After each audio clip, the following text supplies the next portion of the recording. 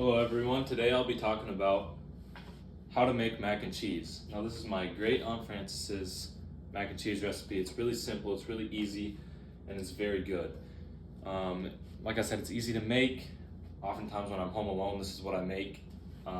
Very simple, very easy, and it's delicious. So you cheddar not miss out on this opportunity to learn. First, we'll start with our ingredients.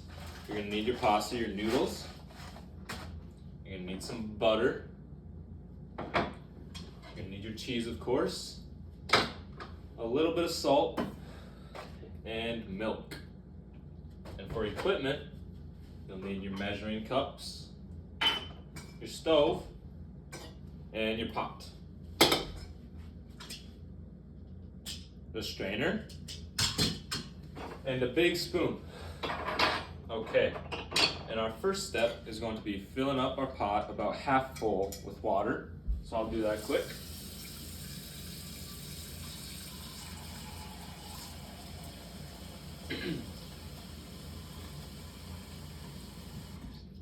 Okay, that's done. And we'll pour about a cup of noodles into the measuring cup.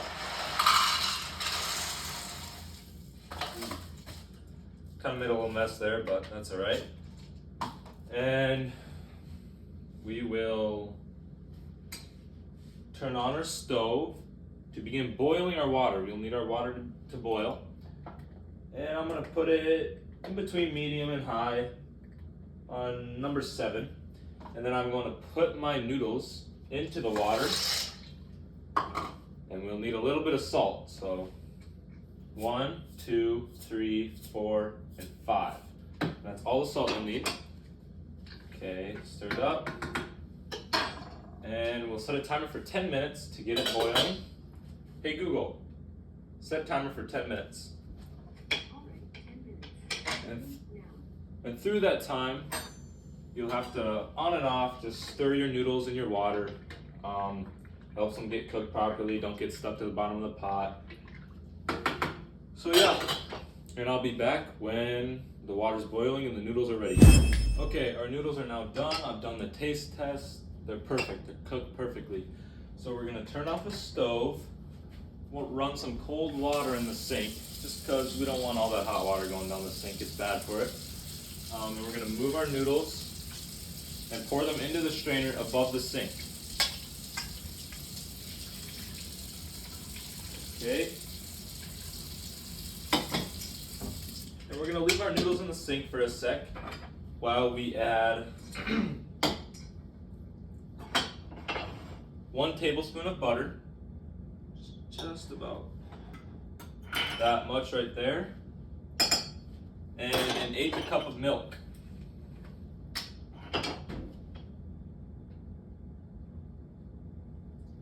Okay, now that we have that done, it is time to bring the noodles back and we will dump them in. And we will throw our 3 slices of cheese on top. This is Velveeta cheese. It's not always Velveeta cheese.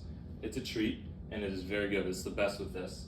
And the amount of cheese you put in is completely up to you, how much cheese you like. I personally prefer it cheesier, so I put a little more in than, well, someone who doesn't like cheese would. So now we stir.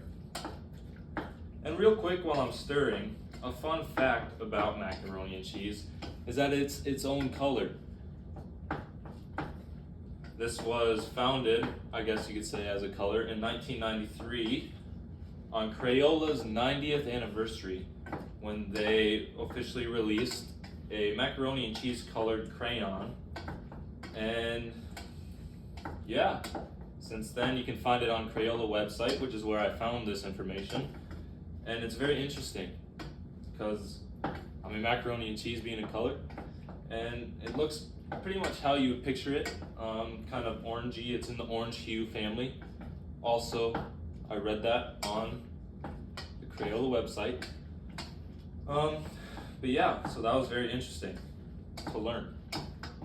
All right, and our cheese is getting mixed up pretty well here. It's looking very cheesy. Ooh. Okay. the lid on quick. And we are gonna let it set up just because it's too hot to eat right now. It's just not fully set up yet. So we're gonna leave it for a hot sec while I grab my bowl and my fork. I'm gonna move all this other stuff out of the way.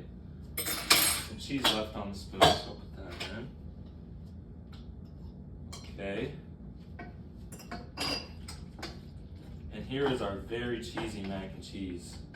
I don't know if you can see that right there, but I'll try to show you while I dump it into my bowl. Ooh. That is very cheesy. And like I said before, this recipe is very simple, very easy. And I think we probably honestly eat it about once a week at my home. And we're gonna give it a quick taste test.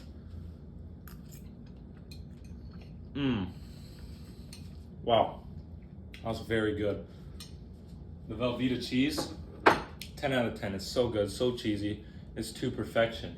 And as you can see, it's very simple ingredients.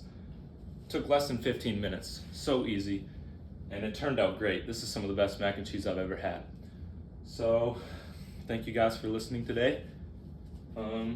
Yeah, I guess it's safe to say that this recipe is not an impasta. It is the real deal. 10 out of 10.